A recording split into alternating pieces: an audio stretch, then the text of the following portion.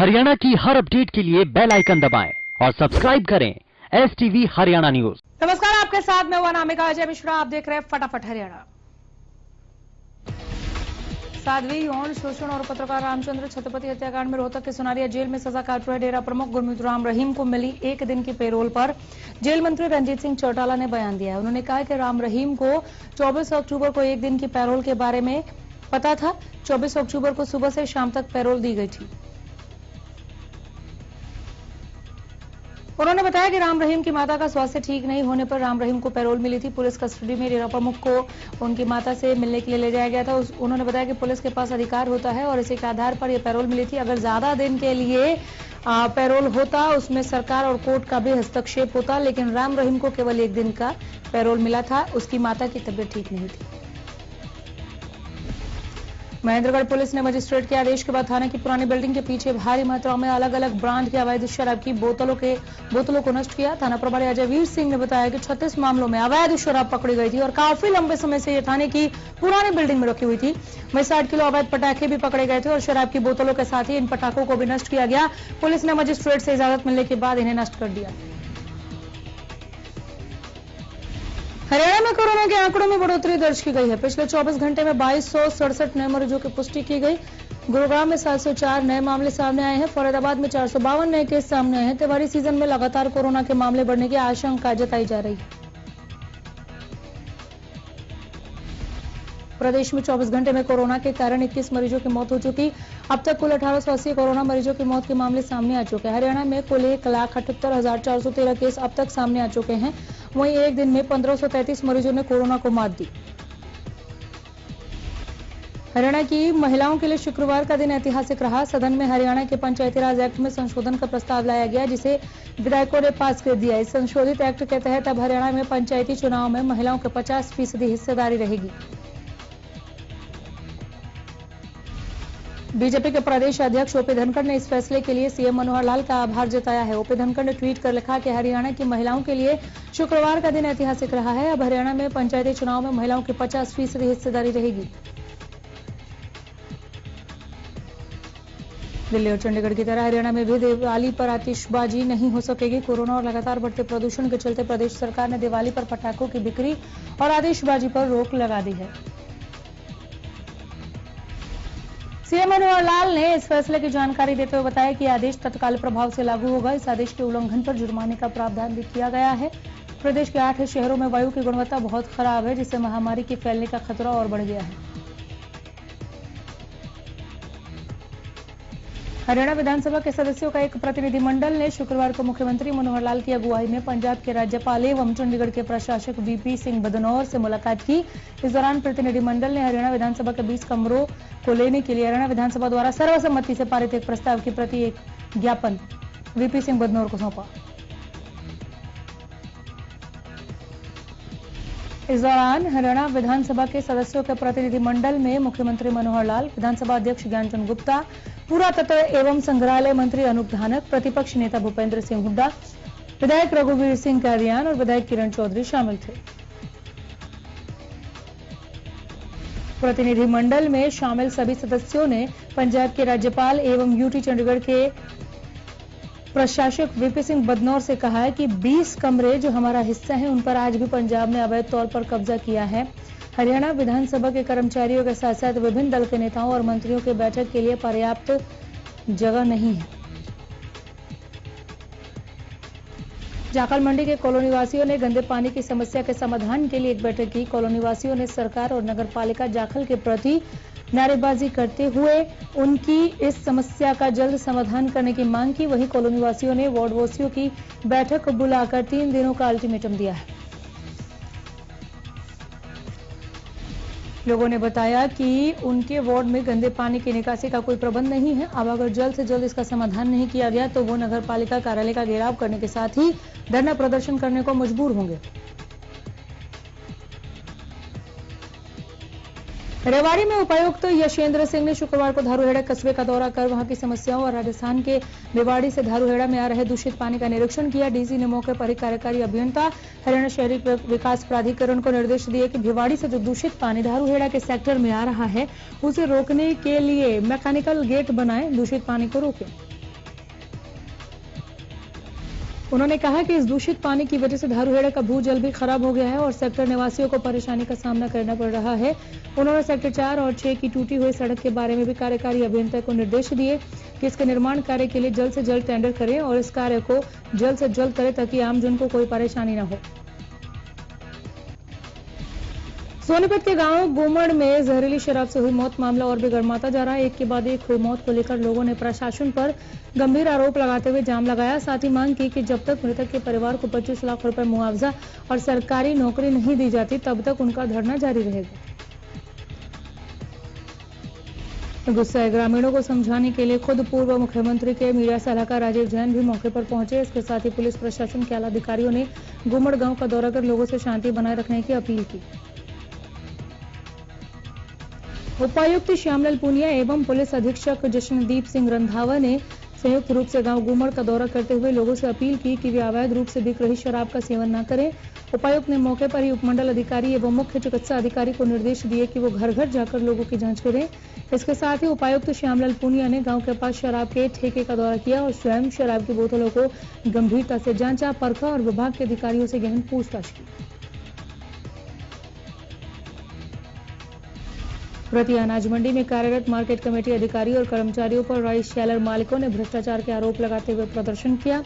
आड़तियों का कहना है कि प्रदेश के मुख्यमंत्री द्वारा धान की फसल का एमएसपी रेट पर एक दाना खरीदने का दावा किया गया था, लेकिन यह अनाज मंडी में धान बिकने के बाद भी उसका गेट पास नहीं दिया जा रहा। शेलर मालिकों ने मंडी के गेट के बाहर गेट पास नहीं मिलने का आरोप लगाते हुए एक वीडियो सोशल मीडिया पर वायरल कर दिया, जिस पर सरकार से कार्रवाई की मांग की जा रही है। मामले की सूचना पाकर पहुंची शहर पुलिस ने शेलर मिलरों को समझाकर शांत कराया मामला। शेलर मालिकों ने अधिकारियों पर गेट पास जारी करने के नाम पर बेवजह तंग करने का आरोप लगाया, साथ ही कर्मचारियों के तबादले करने की मांग की है। वहीं इस मामले पर मार्केट कमेटी सचिव सतबीर सिंह कुछ भी बोलने को तैयार नहीं। मामले पर जिले के अधिकारी डीएमईओ रामवीर सख्त कार्रवाई की बात कहते हैं। पानीपत के NH-44 हाईवे पर कई बार चेतावनी देने के बावजूद कुछ लोग पराली जला रहे हैं, जिसके कारण वायु प्रदूषण बढ़ रहा है। पानीपत में AQI 414 के स्तर पर पहुंच गया, जिसके चलते लोग सांस लेने में कठिनाई महसूस कर रहे हैं। 4 दिन में एयर क्वालिटी इंडेक्स यानी कि AQI में 91 पॉइंट की बढ़ोतरी हुई है। वहीं मानक से 4 गुना ज्यादा जहरीली हवा की गुणवत्ता दर्ज की गई है। जिला उपायुक्त धर्मेंद्र सिंह का कहना है कि उन्होंने इस मामले में बैठक कर अधिकारियों को खास दिशा निर्देश दिए।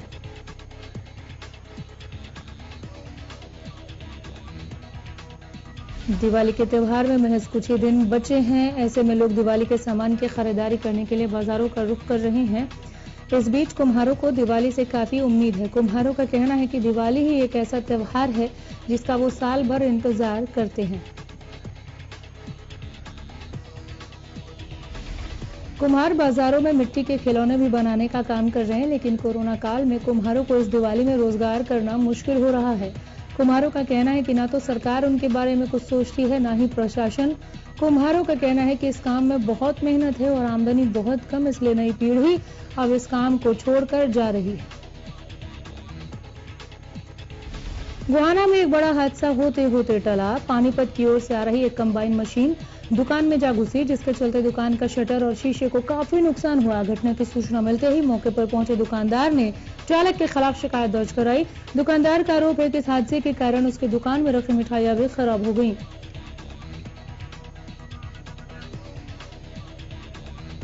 गुरुग्राम नगर निगम की टीम पर लोगों ने उस समय हमला कर दिया जब वो आवारा पशुओं को पकड़ने के लिए गई थी। सेक्टर 10 में आधा दर्जन से ज्यादा लोगों पर पुलिस ने मामला दर्ज किया।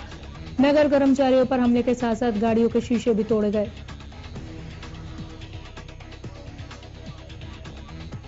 बहादुरगढ़ में एक युवक की घर में घुसकर हत्या करने का मामला सामने आया है। रात के समय 2 अज्ञात बदमाशों ने घर में सो रहे युवक के सिर में गोली मारकर उसकी हत्या को अंजाम दिया। बड़ी आसानी से अंधेरे का फायदा उठाकर चलते बने।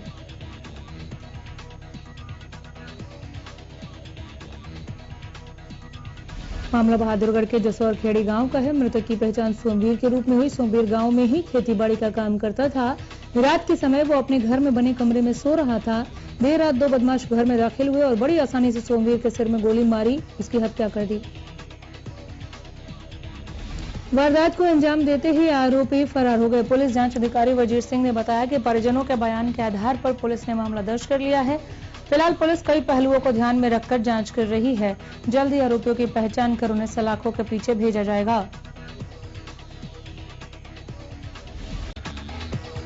बहादुरगढ़ में ओवरलोड माफिया ने आरटीओ विभाग के ही सिपाही को बंधक बनाकर उसके साथ हाथापाई किया और उसका मोबाइल छीन लिया। साथ ही ओवरलोड ट्रक को भी जबरन रेती और रोड़ी के स्टॉक पर जाकर खाली करवाया। फिलहाल पुलिस पूरे मामले की जांच में जुट गई है। सोनीपत में जहरीली शराब पीने से मौतों का आंकड़ा बढ़ता जा रहा है। वहीं जहरीली शराब पीने के बाद आज फिर 2 लोगों की मौत का मामला सामने आया है। पुलिस का मुताबिक अभी तक 4 लोगों की मौत हुई है, जबकि ग्रामीणों का कहना है कि गांव में 10 लोग जहरीली शराब के कारण अपनी जान गंवा चुके हैं। ग्रामीणों ने जहरीली शराब माफिया के खिलाफ कार्रवाई करने की मांग की है और कार्रवाई न होने को लेकर विधायिका गन्नौर के आवास पर शव रखकर प्रदर्शन करने की चेतावनी दी। मामले की इन्वेस्टिगेशन कर रहे पुलिस अधिकारी का कहना है कि उनके पास 4 लोगों के मरने की सूचना है, 5 लोगों का इलाज चल रहा है। त्योहारी सीजन के चलते प्रदेश में मिलावटखोरी का गोरख धंधा जोरों पर। मिलावटखोर माफिया लोगों की जान की परवाह किए बिना मिलावटखोरी को अंजाम दे रहे हैं। पंचकुला में सीएम प्लान टीम ने मिलावटखोरों पर कार्रवाई करते हुए 340 किलो मिलावटी मिठाई पकड़ी है। पंचकुला के एफएसओ गौरव शर्मा ने टीम के साथ मौके पर पहुंचकर सभी मिठाइयों के सैंपल टेस्ट के लिए भेजे। गाड़ी चालक के पास किसी भी सामान का बिल नहीं था। पूछताछ में चालक ने बताया कि मोहम्मद क्षेत्र के मिठाई दुकानदारों को मिठाई सप्लाई करता है। नकली मिठाई की सप्लाई लेने वाले क्षेत्र के दुकानदारों की भी लिस्ट बन रही है। सिरसा के पंचायत भवन में प्रदूषण मुक्त सिरसा को लेकर शिक्षा विभाग और प्राइवेट स्कूल एसोसिएशन की बैठक का आयोजन किया गया। बैठक में उपायुक्त प्रदीप कुमार ने बताया कि मुख्य अतिथि ने शिरकत की। उपायुक्त ने बैठक में मौजूद प्राइवेट स्कूल एसोसिएशन के सदस्यों से अपील की। छात्रों को प्रदूषण मुक्त दीपावली मनाने के लिए पटाखे न जलाने का संदेश दिया। इस मौके पर शिक्षा परियोजना अधिकारी सुश्री सचदेवा ने बताया कि प्रशासन द्वारा पर्यावरण बचाने की मुहिम को लेकर सभी प्राइवेट एसोसिएशन के सदस्यों की बैठक बुलाई है।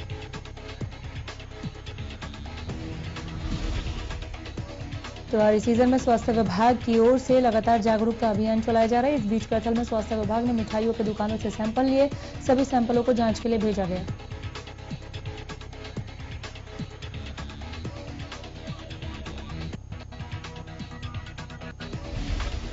अगर कोई दुकानदार ऐसा नहीं करता है, नियमों का ध्यान नहीं रखता है तो 2 लाख रुपए तक का जुर्माना देना पड़ सकता है। अभी स्वास्थ्य विभाग इसके लिए केवल मिठाई विक्रेताओं को जागरूक कर रहा है, बाद में कानूनन एक्शन भी होगा।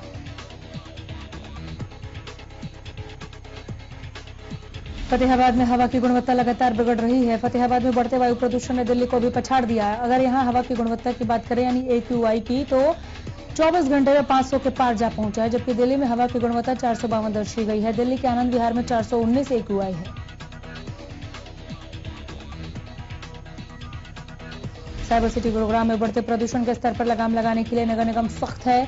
कचरा जलाने, कचरा फैलाने, धूल उड़ाने और नियमों का पालन नहीं करने वालों पर नगर निगम ने तकरीबन 30 लाख रुपए का जुर्माना लगाया है।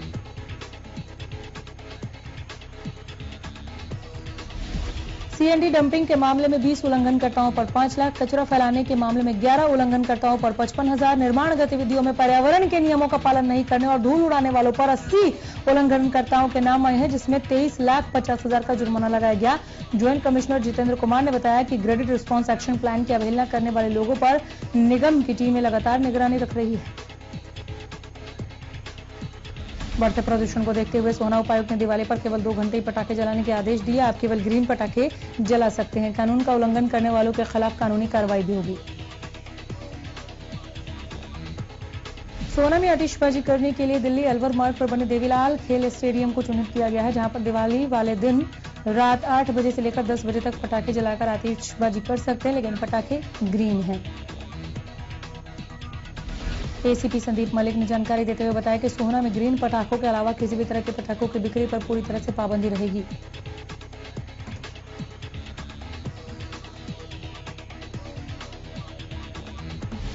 रदौर अनाज मंडी में धान की फसल से निकलने वाले कचरे को उठाने के लिए मार्केट कमेटी द्वारा लाखों रुपए का ठेका दिया गया, लेकिन बावजूद इसके ठेकेदार के कबाड़ उठाने की धीमी गति से मंडी में जगह जगह कबाड़ के ढेर लगे हुए हैं। यहां तक कि जब ये कबाड़ जहां ये पड़ा है वहां लाखों क्विंटल खुले में गेहूं रखा है। आग लग जाए ऐसे में तो क्या हो।